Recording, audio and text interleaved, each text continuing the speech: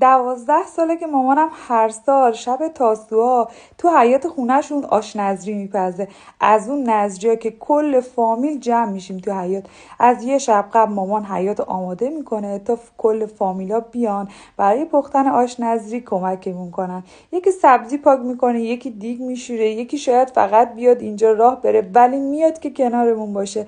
بوی سیرداغ کل حیاطو میگیره. مامان همیشه میگه ناز فقط آش نیستا، باید با دل بدی، با نیت بدی.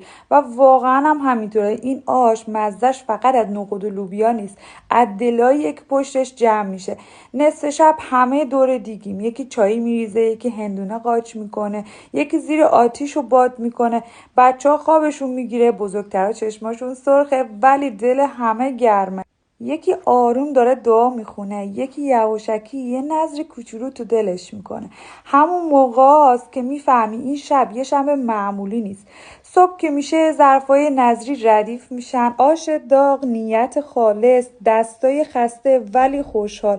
و ما بعد 12 سال هنوز با همون عشق دور دیگ آش جمع میشیم. نه فقط برای نذر، برای اینکه کنار هم باشیم، برای دلامون. ایشالله که نذر مامانم قبول باشه و بتونه سالیان سال همین آش نذری رو تو حیاتشون بپا کنه.